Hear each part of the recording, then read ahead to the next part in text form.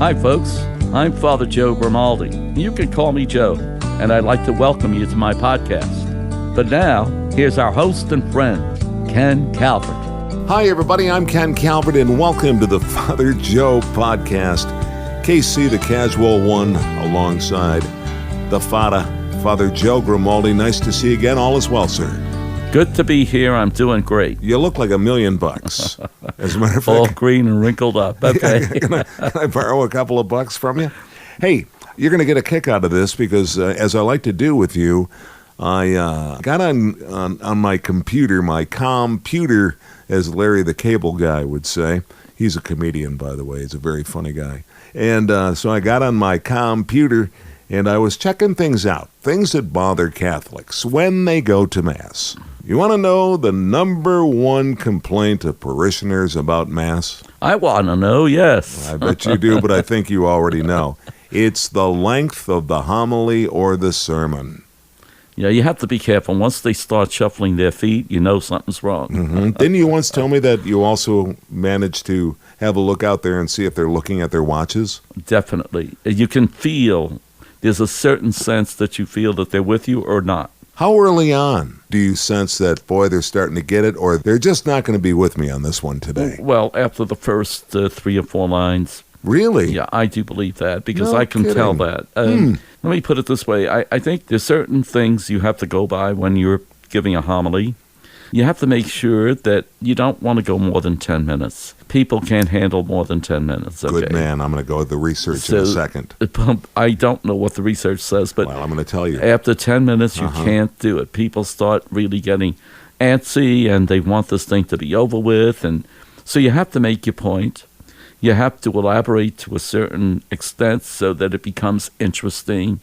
And then you have to have a good closing, a good beginning, a good closing, and then the in-between should be somewhat substantial. Mm-hmm. So I think those are key factors in giving a homily. You're right. They do watch their watches. Huh? Mm-hmm. They look at those carefully because, as they say, after 10 minutes, you've lost them. If you can't say it in 10 minutes, you shouldn't. You know, radio has always lived by the credo, the KISS factor, which is, keep it short, stupid. Yeah.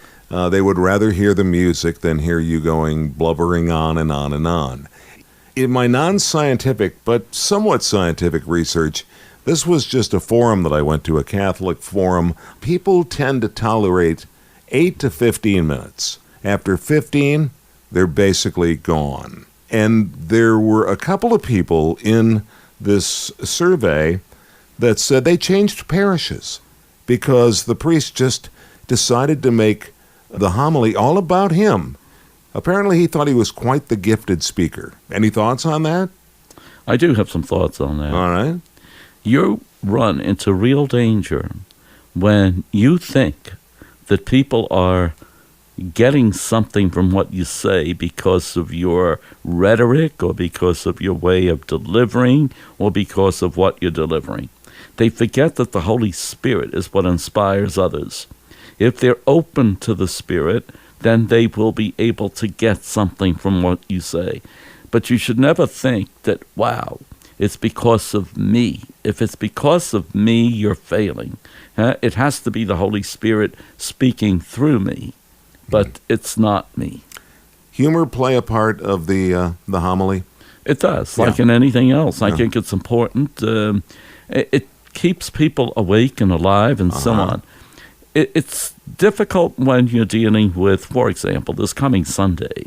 The Trinity. Yeah, the Trinity is very, very hard to tackle, huh? I mean, you have all of these little St. Patrick's, the 3-leaf clover and so on and so forth. It doesn't really explain the Trinity completely. One of the cutest things I've heard about the explanation of the Trinity was a young person who said, Dad, you're God, but yet you are Mom's husband, you are my father, and you are the pop-up of any of the grandchildren. So there you go. You have three persons and one person, if you want. But that's the way they explained it. Hey, the kid understands it better than I do. Better than I, believe me. Better than I. Wow, that's incredible. Really well done. Getting back to the sermon, the length of the sermon, the homily, let me ask you this. Does sermon suggest that you're talking down to someone? Yes, because someone said to me the other day, one of the important things about homilies and priests who deliver them is that when they put you, the layperson, underneath them, in other words, when the preacher thinks he's above them, they stop listening altogether. When the preacher is able to gather them in, equal to himself, then they will listen. It's an interesting observation, but I believe that that's true. One of the things I try to do a lot is never use you. I use we. I use us. I use, you and me, this type of thing. Nice. Because we are all human beings. Despite the fact I'm a priest, I'm a human being. You're a doctor, you're a human being, whatever you are. But the thing is this, whatever applies to you applies to me too. I think this is one of the things people like to forget because they hold the priest up on a pedestal, and that's not reality. The priest has all of the same inclinations as anybody else. So the more you can bring in the people as part of yourself, right, the better you are, and I think the more you're going to be appreciated and listened. One of the things I was going to mention about humor, and I think people are very, this is going to sound really trite and simple, but I mean it.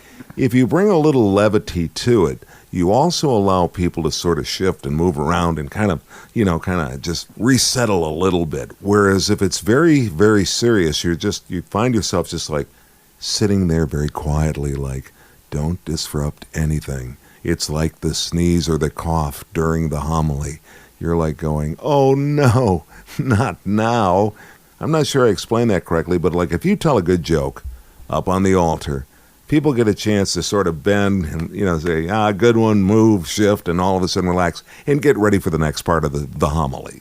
As usual, Casey, you're right on. Thank you. And I think you're fantastic the way you can observe that thing. Now, one of the things I was going to ask you about is when do you go about preparing for example, we just talked about the Trinity this Sunday. Have you started putting it together in your head as to how you're going to deliver that homily? Yes. It's a little bit complicated, but I'll try to explain it the best way I can. The first thing you want to do is make sure you're familiar with the readings, whatever the readings are for that day. And so you would look them over, try to make some sense out of them. Then you want to, there's no reason for reinventing the wheel. If you have already done a homily on the Trinity, look it over, see if it fits in nicely. The other thing you want to do is make it applicable to the people that you're working with. Obviously, when you're preaching to Group A, is not necessarily the same as preaching to Group C. All right, wait a minute. Who's in Group A and who's in Group C? Well, because the population is made up of doctors, lawyers, and Indian chiefs right here, well, you can't preach to them in the same way as you do to a group of people who, through no fault of their own, have never finished college and are more familiar with the daily routine of things than they are with the academic and the intellectual. So I've seen the danger where the preacher comes in and he's so intellectual that he's way above the people's heads. Right. One of the things we're always warned... they think we're theologians. We're not. That's right. No. We're there to listen and learn. And they're not theologians either. So right. That's another thing. Yeah, okay, there we go. So but I think, if you're going to be that type of a preacher, it might be better to say, okay, at 4 o'clock on Sunday afternoon, I will be giving a lecture on the Trinity, and it's going to be 45 minutes to an hour. All are welcome. But that's not what a homily is, okay? A homily is you get your message across, try to make sure that the people can relate to that message and then put it into practice in their lives in whatever way that they can. I always like to say this: what you pick up in the Mass is great, but you have to put it to the test when you leave those doors, when you get outside, when you go outside the exit, because that's when you're dealing with other people. You put into practice what you gathered here. We call that, or at least I think of that as the reflection stage of the day. You know, and that's getting back to, again, the preparation for the homily. Do you, like I do with recipes, I do it the old-fashioned way. I have a little tin can, and, you know, here's my chili recipe, and I, there it is. I take it out, and I set it on the counter, and I refresh myself. Do you have those for the various feast days and for the various Sundays? For example, the Pentecost, Easter, Christmas, the Trinity coming up. Do you have notes already prepared and saved somewhere? We don't have the tin container, but we do have computers. Computers. Larry, the cable guy, comes back in. The cable guy will know that. Yeah, right. Because of computers, we're able to save all sorts of stuff. But again, it's not just picking out what you've saved on the Pentecost. It's looking it over, trying to see if this really is adaptable to the people that you're talking with and to make it meaningful for the people that you're talking with. If it's some sort of an intellectual lecture where you're putting yourself above everybody else, I would say trash it. But if not, adapt it. Adapt it to the day, to the people, to the church, and so on and so forth. That's interesting. It's like radio. You have to be ready to change on a moment's notice. You have to be able to do radio on the fly. Yeah, because anything can happen. Yeah, and you got to work with those people. Yeah. Now, in the comedy clubs, and this is going to seem like a stretch, in the comedy clubs, if you're doing stand-up, they have the MC, who's very quick, just introduces the 3 acts. Then you have the opener, who usually gets about 5 minutes.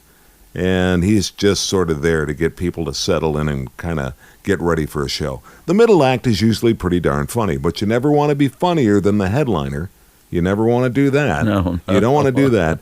And then you have the headliner. Now, the 3 that I mentioned, the MC, the first, and the second act, all have a little light panel that they can see, but the audience can't. And it goes green, yellow, red. That way they know that they're not going too long. It keeps them on time. How do you know when you're starting to go long and it's time to wrap it up? What happens is... How do you know when 10 minutes is up? What happens is people on the side have a hook, and they just pull you in.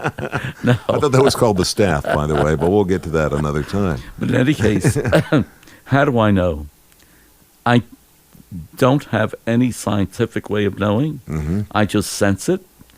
You know, there have been times when I've even gotten applause and an ovation. Yeah, which nice. It's not supposed to happen, but why not? Well, you're right. Why not? I'm starting to show my old-fashioned side. Yeah. But anyway, it's a trying to get you out of that, by the way. Yeah, I think we're going to do that. So, yeah.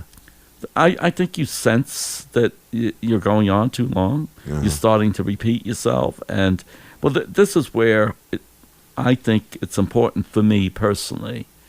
I have to write everything down. In other words, otherwise, I'm going to ramble on some aside. I love asides. Huh? Yeah. I love simple things like the derivative of a word and so on and so forth. When was it used and all. You don't need to tell people that. That draws them away from the message you're trying to get across. So in order to keep me on the straight and narrow, if you want, yeah. I have to have it down on paper. You don't write it, but you're on the computer. You type it in. Mm-hmm. So I have my 2 or 3 pages of the written word by computer. That's enough. Oh. Once you go beyond that, you know you're going to ramble a little bit, because there's always a few adjustments you have to make as you're delivering. And so if you have a 5-page deal it's going to take much too long. Your first sermon, do you remember it? My mistake. Your first homily as an ordained priest. Do you remember it? No, but I do remember my first time ever delivering a homily. I don't know what it was about, but I remember exactly where I was. I was in Rome. Mm-hmm. I was in the Church of St. Cosmas and Damian, where you have all of these beautiful mosaics, and I never forgot that. I was asked to preach that day. Wow. So it was a very wonderful experience. Do I remember what I said? No. But, the other thing, too, you want to stay away from that dangerous zone when people come out of the church and say, "Oh, Father, that was such a beautiful, beautiful homily. Which part did you like best?" "Oh, well, it was just a beautiful homily." So in other words, it's just basically... I didn't get the message across. Yeah, just a little lip service to remain in the good graces of Father Grimaldi. Well, that was just... you killed it today, Father. That's you right. absolutely nailed it. You were spot on. Really, what part did you like the most? All of it. All put together so beautifully. I like the way you just wrapped it up. You put it all back together into that little capsule. It doesn't get better. And we put it back on the shelf, and then I put it in the car, and now I'm going to go out and reflect on it all You day. hit it out of the ballpark. Yeah, right. Yeah. Do you ever get nervous when you're giving the homily? It's kind of interesting you say that. If you don't get nervous, something is wrong. It's good to be a little bit on edge. Because you want to do a good job. Sure you do. You're going to try to make that point so that people could put into practice what you're saying. Will I be able to do it? The topic is somewhat complicated. So, yes, all these thoughts go into your mind, and you do get a little bit nervous. But that's not a bad thing. It's a good thing. I think that gives you the oomph, the energy you need to deliver properly. I know you're emotional. I know that for a fact. Because I'm Italian, of course. That too. Boy, is he Italian. The garlic in this room right now, whoof. I'll tell you what. I was just going to say to you that I know that I believe it was around Christmas that you got a standing O. You turned around, went back to the altar, and when you looked out, people were giving you a standing ovation. Did you have to collect yourself a little bit after that? Like maybe right now? If I could have, I would have run right to my chair. Really? No kidding. But no, I was able to maintain, poise or whatever. And I did get back to the chair. And was there a tear in your eye? No. There wasn't? No. That would have been a perfect ending, that. Can we redo that? Was there a tear? Of course. It was flowing down my cheeks. No, but you were very happy that day, obviously. Happy that they seemed to get the message anyway. I want to give you a little lead into what we're going to cover next, because we're going to stay in the church and within the service. But on the next podcast, I'm going to ask you a couple of things, and I'll let you start thinking about it right now. We stand, we sit, we stand, we sit, we kneel, we stand. Okay? Another thing that I think might surprise you, the sign of peace. Okay? Peace be with you. I want to talk to you about holding hands during the Our Father. And I have another one for you, too, another complaint. And I'll share that with you in our next podcast. Are you ready for that? I'm ready. Are you ready to go? Yep. All right. Take a break. Have a little water. We'll be back. I'm Ken Calvert. This is Father Joe Grimaldi. And this is the Father Joe Podcast. How do you think we did? I think we did great. Thanks for listening. And we're recording this on a computer. Of course. Right. All right, ladies and gentlemen, thanks so much for joining us. Join us next time on the Father Joe Podcast. I'm Ken Calvert. We'll see you soon. I look forward to it. Thank you. Anybody got a computer? Well, that's a waste of money. I might as well buy the $1,800 deck of cards.